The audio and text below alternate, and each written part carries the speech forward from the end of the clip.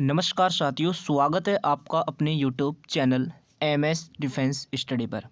साथियों, इस वीडियो में बात करने वाले हैं एसएससी एमटीएस एग्ज़ाम के लिए जीके जीएस के कुछ इंपॉर्टेंट क्वेश्चनों पर हम डिस्कस करने वाले हैं, जो कि साथियों आपके एसएससी एमटीएस एग्ज़ाम के लिए अति महत्वपूर्ण ये क्वेश्चन रहने वाले हैं। साथियों, डेली क्लासें आपको इस चैनल पर प्रोवाइड करवाई जाती है जीके जीएस की, और जल्दी आपकी अदर सब्जेक्टों की जो क्लास है वो भी आपकी स्टार्ट होने वाली है। तो जो भी साथी चैनल पर नया है साथियों, चैनल को आप ज़रूर सब्सक्राइब कर लीजिए। और इन क्वेश्चनों की पीडीएफ के लिए आप हमारे टेलीग्राम चैनल से भी जुड़ सकते हैं। टेलीग्राम चैनल का लिंक आपको डिस्क्रिप्शन में दिया गया है, वहाँ से जाकर आप टेलीग्राम चैनल को भी ज्वाइन कर सकते हैं। साथियों, आपको वही इंपॉर्टेंट क्वेश्चन यहाँ पर करवाए जाने वाले हैं जो कि आपके एग्जाम में पूछे जाने वाले हैं। किसी न किसी शिफ्ट में आपको एग्जाम में देखने को मिलने वाले हैं। जैसे ही आप क्वेश्चनों को देखेंगे साथियों, आपको लगेगा कि ये क्वेश्चन आपके एग्जाम में जरूर आपसे पूछे जाने वाले हैं। तो चलिए साथियों, स्टार्ट करते हैं आज की इस क्लास को, और प्रत्येक क्वेश्चन का आंसर आपको कमेंट सेक्शन में भी देना है। तो पहला क्वेश्चन साथियों आपकी स्क्रीन पर है, जल्दी से आप आंसर दीजिए। भारत में राष्ट्रीय बालिका दिवस कब मनाया जाता है? साथियों, भारत में राष्ट्रीय बालिका दिवस आपसे पूछा है कि कब मनाया जाता है। ऑप्शन आपको दे रखे 5 जून को, 5 सितंबर को, 12 मई को या 24 जनवरी को। तो साथियों, बात करें राष्ट्रीय जो बालिका दिवस है, ये आपके मनाया जाता है 24 जनवरी को। कब मनाया जाता है साथियों? 24 जनवरी को मनाया जाता है आपका राष्ट्रीय बालिका दिवस भारत में, 24 जनवरी को। तो यहाँ पर राइट आंसर की बात करें साथियों, तो राइट आंसर हो जाएगा आपका ऑप्शन नंबर ए। ठीक है, चलिए नेक्स्ट क्वेश्चन की ओर चलते हैं। अगला क्वेश्चन देखिए, क्वेश्चन नंबर 2 आपकी स्क्रीन पर आ गया है। भारत में विश्व की सांस्कृतिक राजधानी है वो कौन सी है? विश्व की सांस्कृतिक राजधानी आपसे पूछी है कि वो कौन सी है, तो वो है आपकी कोलकाता। साथियों, कौन सी है?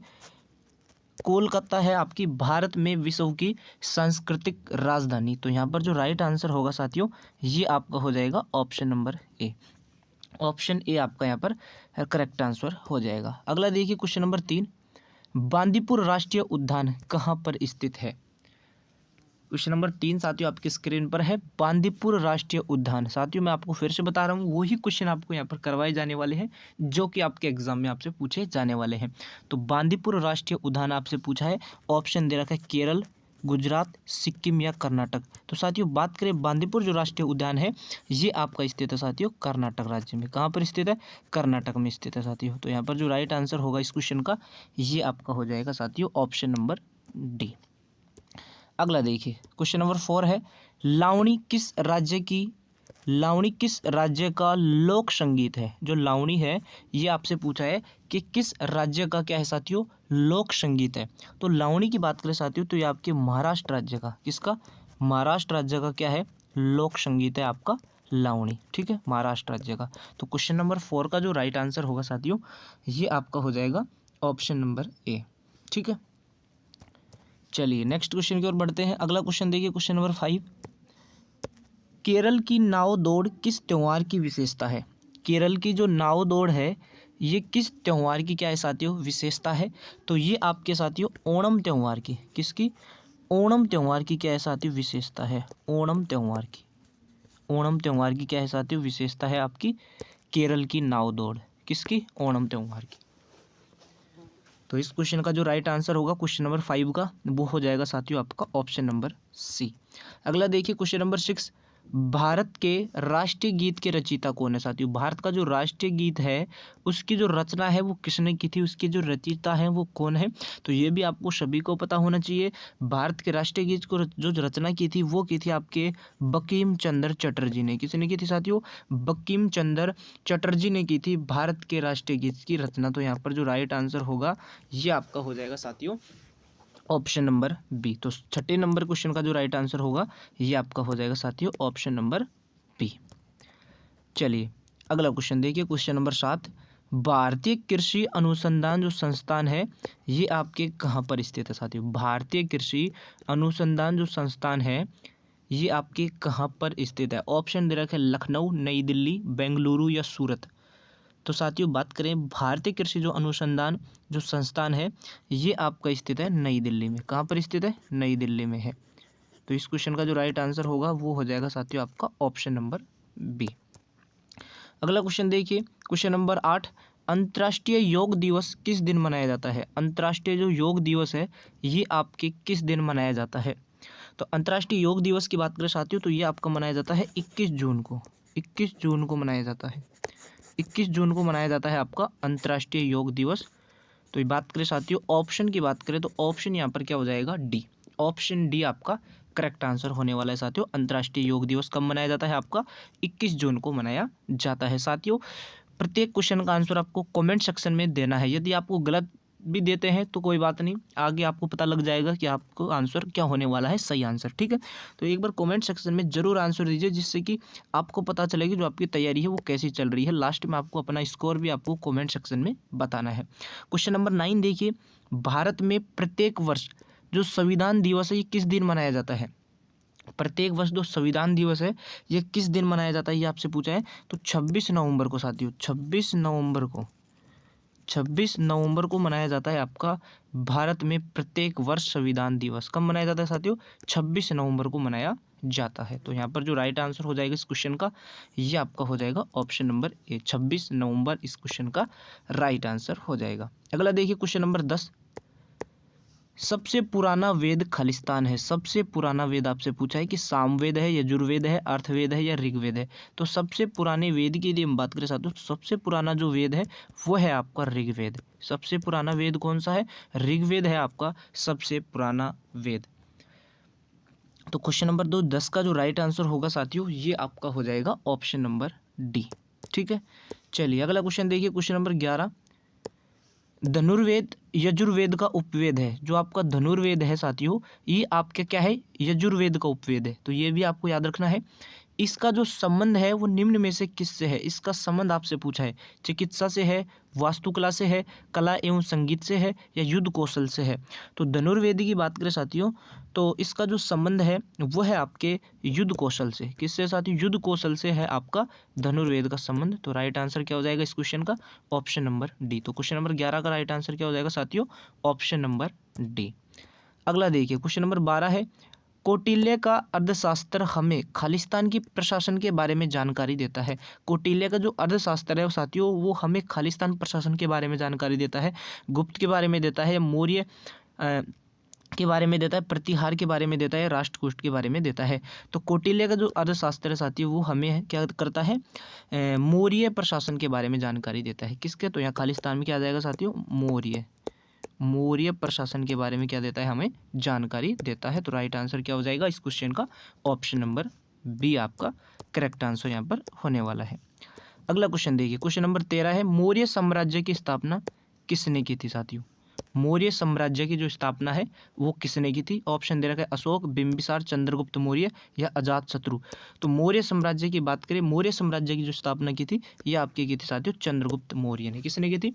चंद्रगुप्त मौर्य ने की थी आपके मौर्य साम्राज्य की स्थापना। ठीक है, चलिए साथियों नेक्स्ट क्वेश्चन की ओर बढ़ते हैं। अगला क्वेश्चन है, चंद्रगुप्त मौर्य ने अपने अंतिम दिनों में किस धर्म को अपना लिया था? चंद्रगुप्त मौर्य ने अपने अंतिम दिनों में किस धर्म को अपना लिया था? तो अंतिम दिनों में अपने जैन धर्म को अपना लिया था साथियों। किसको अपना लिया था? जैन धर्म को अपना लिया था अंतिम दिनों में। ठीक है, तो इस क्वेश्चन का जो राइट आंसर हो जाएगा वो हो जाएगा option number A, Chandragupta Maurya ने अपने अंतिम दिनों में क्या करवा लिया था? जैन धर्म को अपना लिया था साथियों। तो इस क्वेश्चन का राइट आंसर क्या हो जाएगा? Option number A. अगला देखिए क्वेश्चन नंबर 15, भारत के भौगोलिक मानचित्र कौन तैयार करता है? भारत के जो भौगोलिक मानचित्र है साथियों वो कौन तैयार करता है? तो वो आपके तैयार करते हैं भारतीय सर्वेक्षण। कौन तैयार करता है? भारतीय सर्वेक्षण तैयार करता है आपके भारत के भौगोलिक मानचित्र। ठीक है, चलिए नेक्स्ट क्वेश्चन देखिए, क्वेश्चन नंबर 16, भारत और पाकिस्तान के बीच की सीमा का निर्धारण किसने किया था साथियों? भारत और पाकिस्तान के बीच सीमा का जो निर्धारण है ये किसने किया था? तो साथियों सर सिरिल रेडक्लिफ ने। किसने? सर सिरिल रेडक्लिफ ने किया था साथियों भारत और पाकिस्तान के बीच सीमा रेखा का निर्धारण। तो यहाँ पर जो राइट आंसर होगा वो हो जाएगा option number C. Option C होगा 16वें क्वेश्चन का राइट आंसर। ठीक है साथियों, अगला क्वेश्चन देखिए, हमारा ब्रह्मांड कितना पुराना है? जो हमारा जो ब्रह्मांड है साथियों ये कितना पुराना है? ऑप्शन दे रखा है 13.7 बिलियन वर्ष, 4.6 बिलियन वर्ष, 5.8 बिलियन वर्ष 8.9 बिलियन वर्ष। तो हमारे ब्रह्मांड की यदि हम बात करें साथियों, तो हमारा जो ब्रह्मांड है ये आपका 13.7 बिलियन वर्ष पुराना है। कितना है? 13.7 बिलियन वर्ष क्या है साथियों? पुराना है आपका हमारा ब्रह्मांड।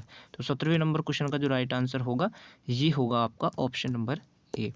अगला देखिए, सौरमंडल का दूसरा सबसे बड़ा जो ग्रह है वो कौन सा है? सौरमंडल का दूसरा सबसे बड़ा ग्रह पूछा है, तो दूसरा सबसे बड़ा जो ग्रह है वो है आपका शनि ग्रह। कौन सा ग्रह है साथियों? शनि ग्रह है दूसरा सबसे बड़ा ग्रह। ठीक है, चलिए अगला क्वेश्चन देखिए, क्वेश्चन नंबर 19। यूरोपवासी किस ग्रह की पूजा सुंदरता की देवी के रूप में करते हैं साथियों? यूरोपवासी जो है वो किस ग्रह की जो पूजा है वो सुंदरता की देवी के रूप में करते हैं? तो ये आपका जो शुक्र ग्रह है साथियों, शुक्र ग्रह की पूजा करते हैं आपके सुंदरता की देवी के रूप में। तो यहाँ पर जो राइट आंसर होगा साथियों ये आपका हो जाएगा ऑप्शन नंबर टी। अगला देखिए, साउथ पोल पर पहुंचने वाला प्रथम व्यक्ति कौन था? साउथ पोल पर पहुंचने वाला प्रथम व्यक्ति कौन था? तो वो थे आपके रोआल्ड अमुंडसेन। कौन थे साथियों? रोआल्ड अमुंडसेन थे आपके साउथ पोल पर पहुंचने वाले प्रथम व्यक्ति। तो इस क्वेश्चन का जो राइट आंसर होगा ये आपका हो जाएगा साथियों option number B. Question number 21 देखिए, मंगल की परिक्रमा कक्षा में जाने वाले प्रथम एशियाई देश का नाम बताइए। मंगल की परिक्रमा कक्षा में जाने वाले प्रथम एशियाई देश का आपको नाम बताना है। तो प्रथम जो एशियाई देश है वो है आपका भारत देश। कौन सा देश है साथियों? भारत देश है। ठीक है, तो इस क्वेश्चन का राइट आंसर क्या हो जाएगा? Option number C. चलिए नेक्स्ट क्वेश्चन की ओर बढ़ते हैं साथियों। अगला क्वेश्चन देखिए, ब्राजील में बड़े कॉफी बागानों को क्या कहा जाता है? ब्राजील में बड़े कॉफ़ी बागानों को क्या कहा जाता है? तो उसको कहा जाता है आपका फेजेंट्स। क्या कहा जाता है साथियों? फेजेंट्स कहा जाता है। ब्राजील में बड़े कॉफ़ी बागानों को फेजेंट्स कहा जाता है। तो इस क्वेश्चन का राइट आंसर क्या हो जाएगा? Option number D. अगला देखिए, क्वेश्चन नंबर 23। खालिस्तान एक बागानी फसल है साथियों। खालिस्तान एक बागानी फसल है। चावल एक बागानी फसल है, गेहूँ एक बागानी फसल है, चाय एक बागानी फसल है, या मूंगफली एक बागानी फसल है? तो साथियों चाय क्या है? एक बागानी फसल है। ठीक है, चाय। तो 23 नंबर क्वेश्चन का राइट आंसर हो जाएगा ऑप्शन नंबर सी, चाय एक क्या है? बागानी फसल है। ठीक है, चलिए अगला क्वेश्चन देखिए, विश्व में सबसे अधिक केसर का उत्पादन करने वाला देश कौन सा है? विश्व में सबसे अधिक केसर का उत्पादन करने वाला जो देश है वो कौन सा है? तो वो है आपका ईरान देश। विश्व में सबसे अधिक केसर का उत्पादन कौन सा देश करता है? तो ईरान देश करता है साथियों। तो इस क्वेश्चन का जो राइट आंसर होगा ये आपका हो जाएगा ऑप्शन नंबर सी। अगला देखिए, भारतीय संविधान ने देश की शासन प्रणाली के रूप में किस व्यवस्था को अपनाया है? भारतीय संविधान ने किस देश की शासन प्रणाली के रूप में किस व्यवस्था को अपनाया है? तो संसदीय शासन प्रणाली को अपनाया है। किसको? संसदीय शासन प्रणाली को अपनाया है।